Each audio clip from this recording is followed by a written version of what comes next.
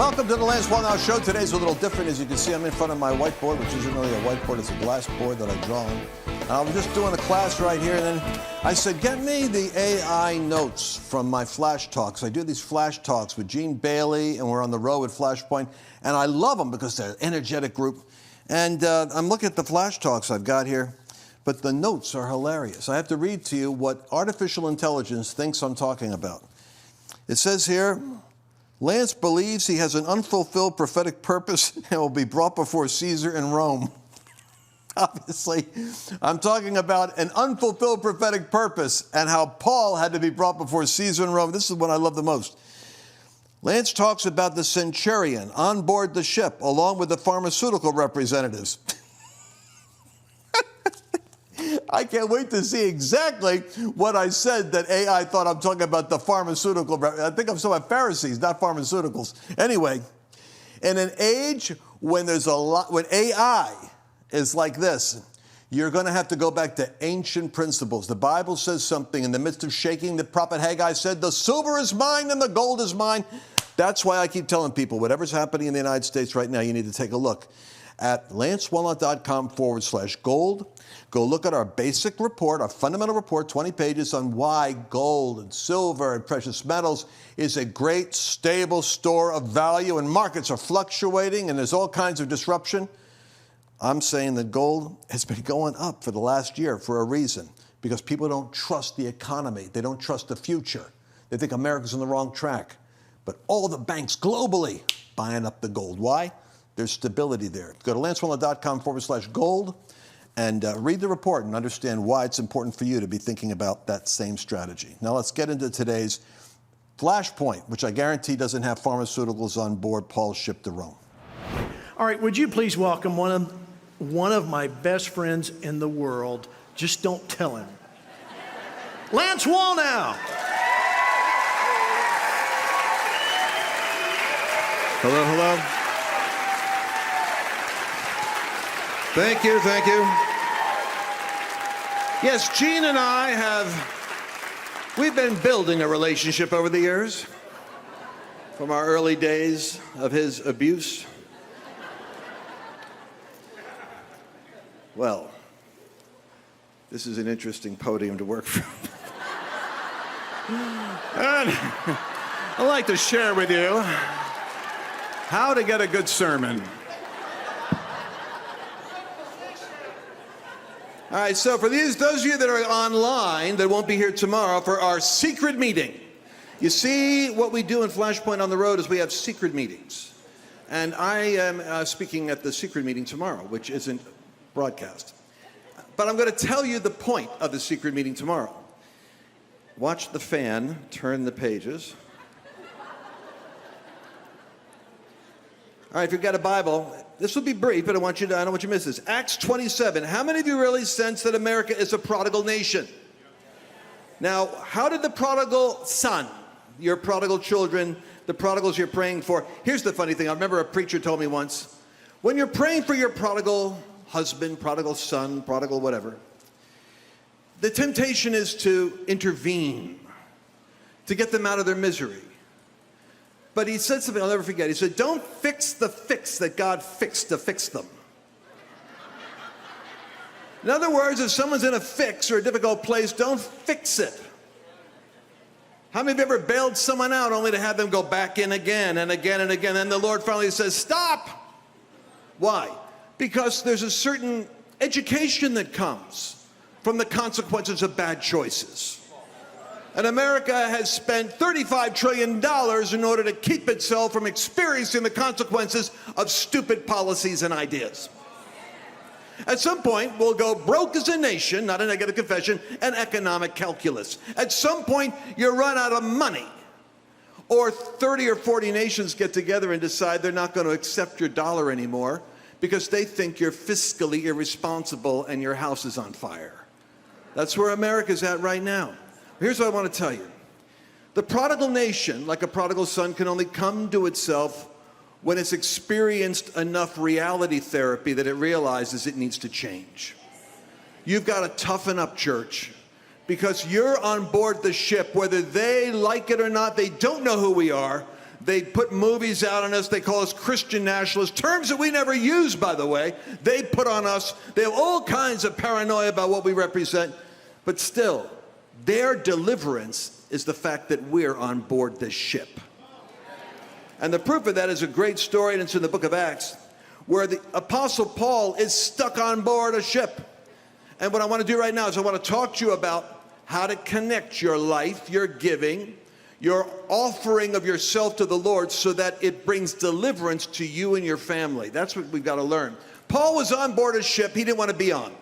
He told them to make better decisions. They overruled his decisions.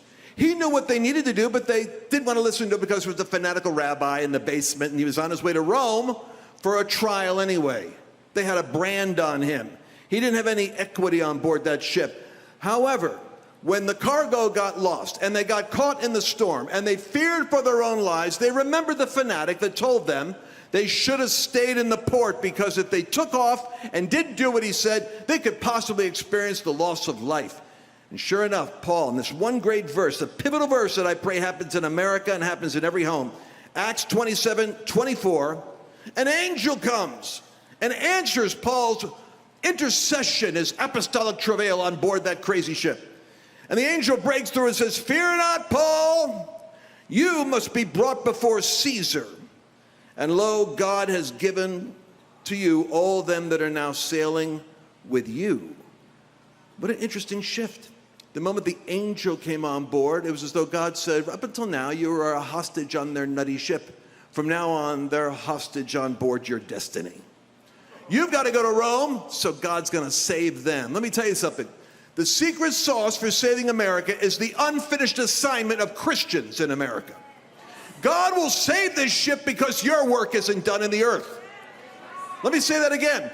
That ship would have gone down and just been a footnote in some Wikipedia article, except that Paul had a prophetic word that his face was in the future in Rome.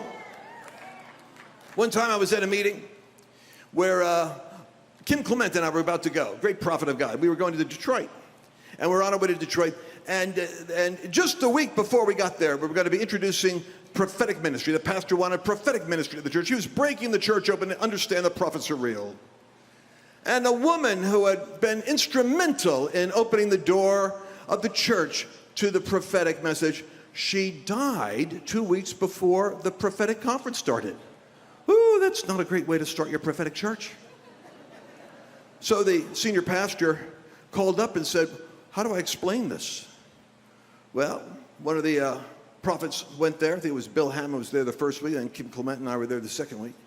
And he said, "I understand Sister so-and-so just passed away. She prayed for 30 years for this church to be opened up to the prophetic. And I'm going to tell you something. I took a look at her prophecies. She actually kept them and prayed according to the prophecies. And her testimony was that over 40 years of faithfully serving God, not one prophetic word failed to be fulfilled in her life." And he made this conclusion. He said, when all of your prophetic expectations have been met, it probably means your assignment is up. In other words, thank God for the promises you've got that haven't been fulfilled yet. Thank God for the frustrating promises and prophecies that are looming over your head that you wonder if they're ever going to happen. Those are your invitation to Rome in the middle of a shipwreck. Here's my message to you. You're carrying your future on the inside of you. How many of you would like to release the authorization of heaven to make sure your face makes it all the way to Rome? Well, some of you got that. Let me say it again.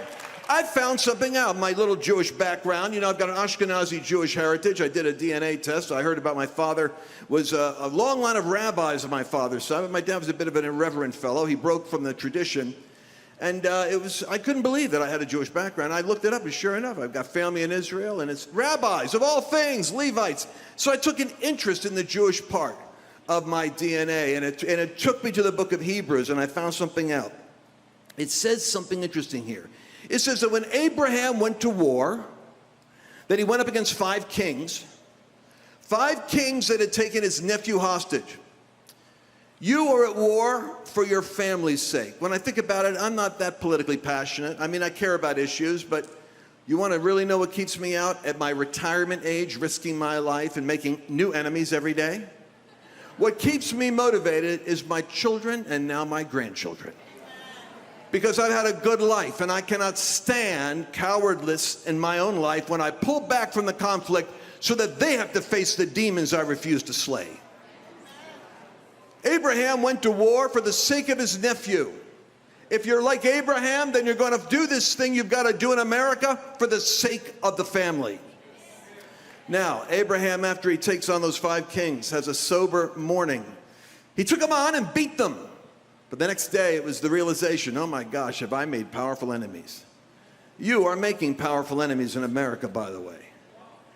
And that was when he had God show up for him and reveal himself as his shield and his protection. That was when he met Melchizedek.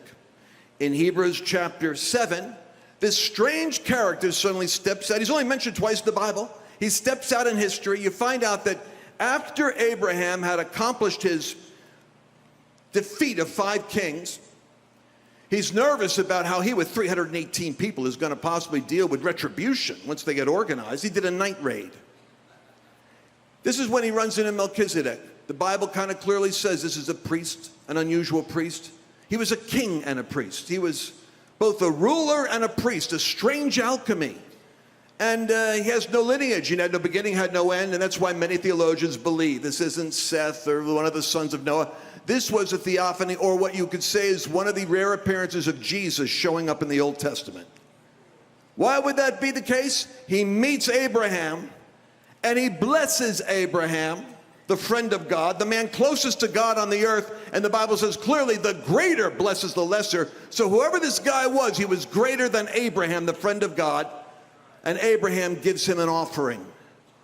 Why would Abraham give him an offering? Because the Jewish people, before tithing was written into our law by Moses, they had the sense to know, I'm going to connect something I've got of value with something I see of value. I will take what is important to me and invest it in that which is divine. He recognized in Melchizedek a king and a priest, someone who represented the God that he was submitted to. And so he gives him a tithe of his combat, 10%. Turns the rest of it over to the king of Sodom. He didn't want to touch any of it, lest anyone say that anyone other than God made him wealthy. But he gave 1/10 of the spoils to Melchizedek. And I read this, and here's the promise I want to give you. The Bible says in Hebrews that Abraham, this writer says, when he was giving this tithe to Melchizedek, Levi, his descendant, was in his loins. Levi was in the loins of Abraham when he made the offering. I'm going to tell you something. There are times when God calls people of faith to give an offering because what they're carrying will be birthed because of their obedience. Let me say it again. There are times when the future you're carrying, the Levi that's in your loins, not just the next generation, it was Isaac, it was Jacob's son. We're going down, the generational future of Abraham was in his loins, and he connected his offering to his future.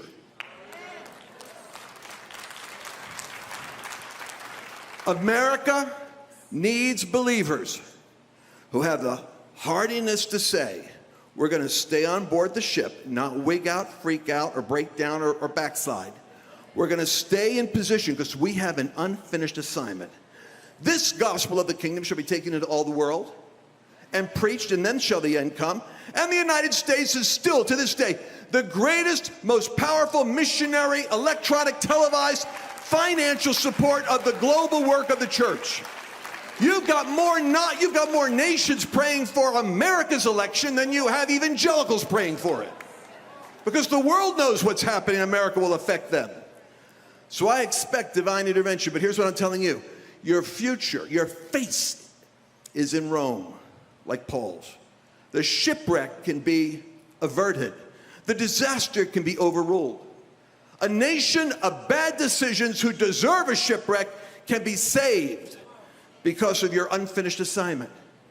But there are times when you and I have to recognize, how in the world do I connect with my unmanifest future? How do I connect with that which I'm carrying so that it doesn't sink in a shipwreck, but it actually shows up? And we find out in the Bible, Abraham, when he gave the offering to God, was connecting his future with what he was giving. Hey, let's take a moment right here and talk about something. You know, these programs are actually paid for by sponsors. And so the one thing that I always do is try to pick the sponsors that have the greatest value. Those are the ones that I myself believe in. Now, the Birch Gold Group is one of those key sponsors, and I'll tell you why.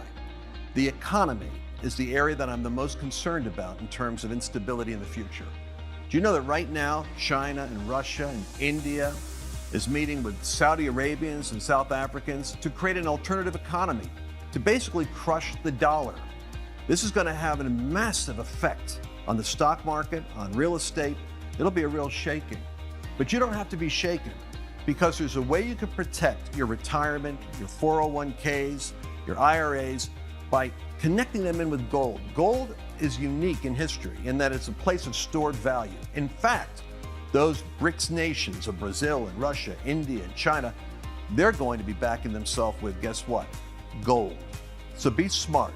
I want you to go to lancewallnau.com/birch and get a free information kit. Get knowledge, act quickly, don't wait.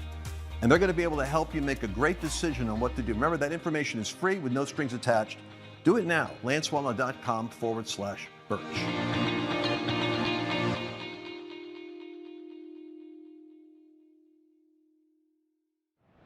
Did you enjoy this latest episode? Please remember to share it with your friends, because the more knowledge you have, the better equipped you are to navigate the world.